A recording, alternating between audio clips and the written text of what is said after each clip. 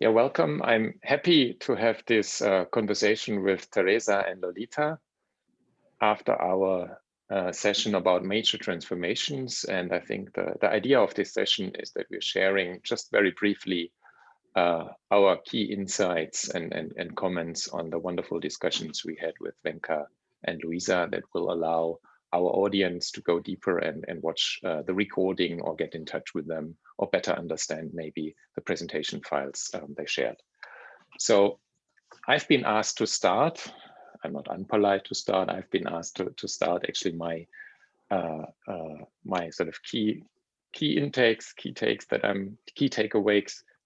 So I think in the first lecture or in the first talk of Luisa, I think she was talking about the structural changes actually that she was undertaking to address the needs for remote collaboration actually in Politecnico di Milano. What was super interesting, coming up with a lot of opportunities to enhance the way of collaborations that they're having.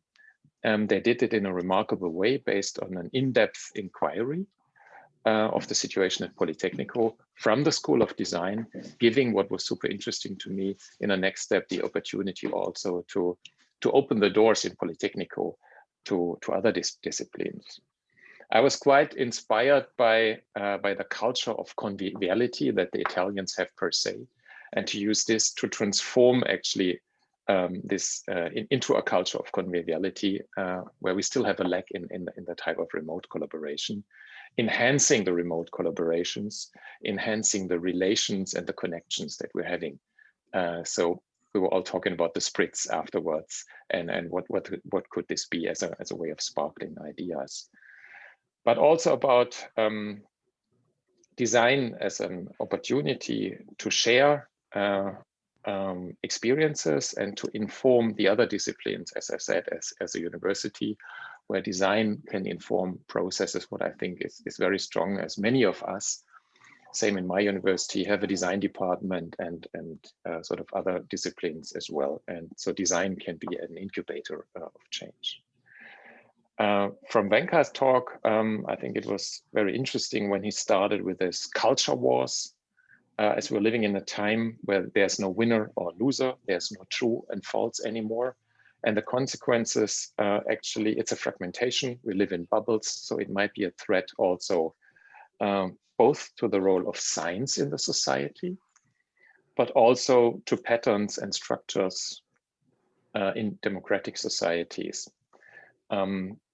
The deconstruction of leaders is something he was talking about in a horizontal way of leadership. I think very interesting based on his perspective. I like pretty much about his perspective on de-romanticizing collaboration. To what it means to critically reflect the practices and to come up with new opportunities. What I think is important on all levels: collaborations of students, collaborations in our schools, collaborations across disciplines, and collaborations between schools. And this pretty much also resonates to what Luisa was saying as well. And I think he also mentioned that we are facing radical changes for labor in terms of precarity. And I think what I like is that he sees a lot of radical opportunities for radical change as well. Talking about the leadership manifesto, I'm a little bit sort of tired of manifestos, but nevertheless, I think it was super interesting. And we came up with this library or repository of the unconventional, what I think might be an opportunity for stimulus that I really want to build on. So this was sort of my key takeaways. Yeah, as far as my concern, I think both Venka and Louise were very inspiring in their talks. Louisa, as you said, Philipp, has shown us a huge work they have taken with students and teachers from Politecnico di Milano. The numbers are impressive. And it's really interesting that Wenke, when Wenke was more prospective than Louisa, and he talked a lot about innovation and the new classroom environments, the future of work, but he has some common points with Louisa. And one of those common points, both of them were talking about the pandemic context, of course, and the pessimism and the negativism about this context, but also both have highlighted the optimism and the opportunities and the positivism that can be used and might driven new design scenarios for education. So this idea that we can come up with positive and very optimistic insights from this terrible moment we are living. Also, Wenke, as you said, and I like to highlight this idea of creating a cartography of sharing, collaborating, and co-creating. Also, he talked about the classroom environments and the grassroots design-led curriculum that I think we need to start thinking about also this, and of course these unconventional pedagogies that came up also from this. So his idea of constructing a library of unconventional perspectives could be really interesting, and it can be seen as a global repository to exchange and share what we are all doing. And of course, I think Cumulus is the best platform we can use to do that. I think it was maybe Aguinaldo during the discussion talking about creating a Tinder for design schools. And I think this kind of repository or library that we can build together, as we are all facing the same problems in different ways. But so it was very inspiring. I think people need, besides looking at our resume, to see to our conversation, because it was really a rich one.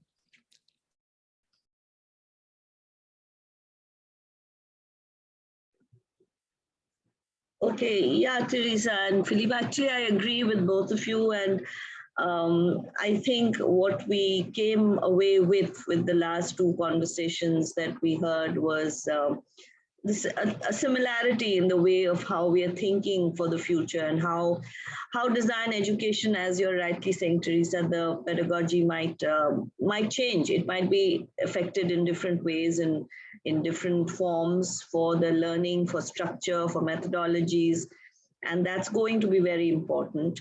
On the collaborative front, I think that's a great thing, but doing that is not going to be as simple as we might think it would be, because we all come from very different sociological, economic backgrounds, and we are driven in different ways by different scenarios. So to take something which is relevant, which is common from each, is going to be the trick of the trade, so as to say, and to then see if we get the pieces of the puzzle together and then we put the puzzle together, I think that'll give us guidelines, and that'll give us the insights for what could be the future of design education in times like this, where we have actually really changed our ways of teaching. I mean, I find that all of us have looked at teaching in a very different way, and one has innovated in a very different way, which one didn't do when we were teaching face-to-face or in a physical classroom. So that online platform has given us a different perspective to learning and to teaching. So we could go with that. And yes, I think I'm on the same page with what you're saying. So we should probably just look at that as well. Thank you. So I think all in all, we're facing a big challenge, but I think what's super encouraging to me is that if we would come up with this library or cartography or repository, we don't need to wait until we find the DNA or future of design education. What I like is that we can sort of decenter it and maybe kick off change from the periphery, because nobody knows where the periphery is. It's the matter of the center. And I think it's just encouraging to come up with sort of grassroots things we can look at and that we can talk about, and this will inform our practices, and to stay in dialogue about that. So therefore, I think those conversations have informed the group on leadership and strategy in a very good way to think about how we can sort of take the lead and how we can inform our institutional strategies and also the strategy of Cumulus in a positive way, where we don't need to wait what will happen in 5 years or 25 years, but we can start now. Now. Okay. I think there was another very interesting thing that Venka had mentioned, and that was the relevance of history and how history has changed a lot of things. That's something, again, you know, I feel very strongly about how history has changed the way we think. And it's constantly, it's a thing that's happening constantly, whether it's political, economical, sociological, anthropological, it is affecting different countries in different ways and the way we think. And so it's coming down the ages, and that's the grassroots is also embedded in that. So that would be something we can also look into. Yeah, also, Philipp, one of the things that you were saying, because I think most of design education, most of the times is based in the Western thinking of European thinking or even the United States. But there are so many inspiring examples coming from other places that I think we really need to understand. For instance, Venka talked about this collectivism grassroots education that is going on in Jakarta. And I think these kind of initiatives that most of the times maybe in Europe or even in the United States or in other Western countries, we are not used to do that because we are strict in a conventional way of doing things, and we are not open to other kind of these grassroots and unconventional perspectives. So we might learn a lot with this repository or library where we can just go and see what others have been doing or are doing in a different way. It's a way of experiment, make mistakes, and to learn and to do things. So I think experimentation is really important right now. Instead of waiting, what you were saying, Philipp, 5 years, 10 years to see, we need to start doing. So let's start, even if we do not know how the library will look like, but to curate the unconventional and to encourage the people to share the unconventional, what might be super conventional to them, but it's a matter of perspective, and to learn together, because I think we have to think from a different perspective, both to solve the current problems, but also to inform major transformations that are super important for the planet, for the universities, and for the design domain, I think. Yeah, I would stop here if there's not anything to add from your side. Yeah, thanks a lot, Philipp. We will work on it. I'm trying to put my thoughts together into a paper of some kind, so I'll do it